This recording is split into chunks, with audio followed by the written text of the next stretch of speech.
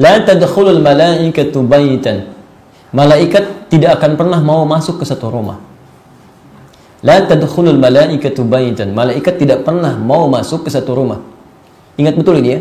Fihi kalbun. Fihi kalbun, yang di dalamnya terdapat anjing. Saya ulang. Yang di dalamnya terdapat anjing.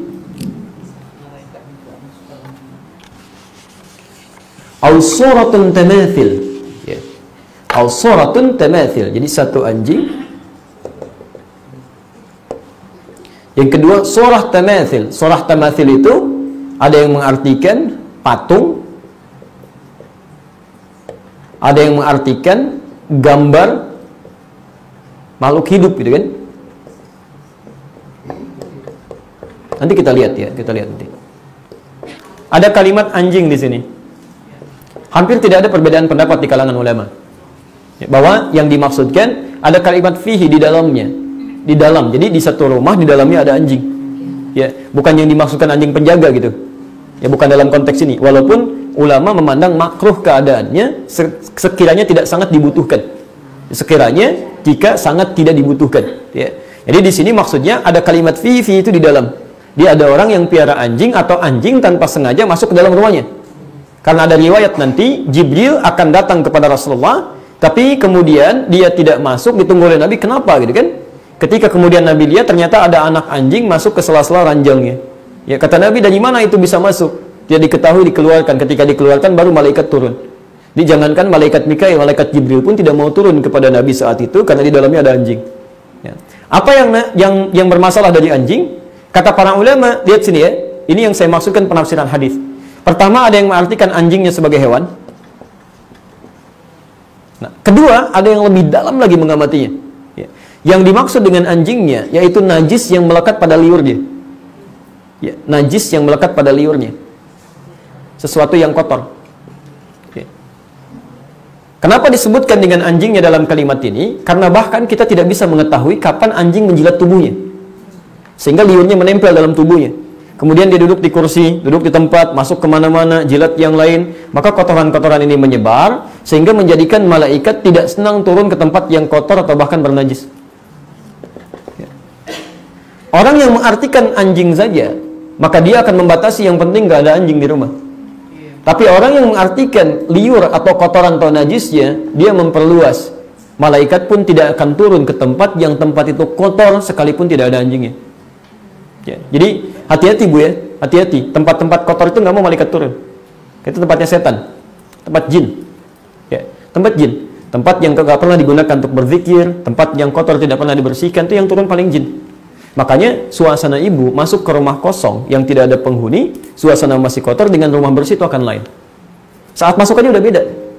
Nggak percaya silakan ibu masuk ke rumah biasa gitu kan, tenang gitu, nyaman. Ketika masuk ke tempat yang kotor, suasana sudah lain.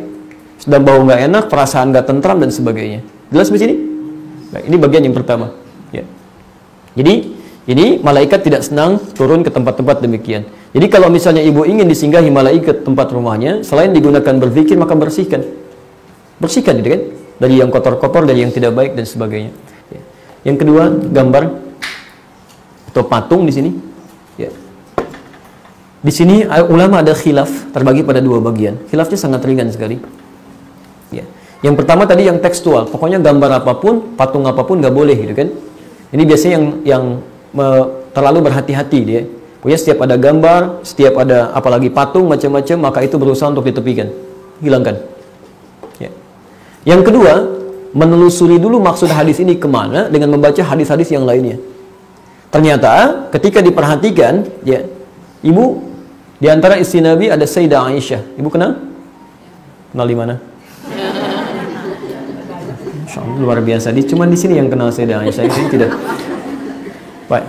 Sayyidah Aisyah itu ya, putrinya Abu Bakar, istrinya Nabi SAW, itu dalam keadaan kecilnya itu masih pernah bermain dengan boneka dumyah, boneka kuda-kudaan.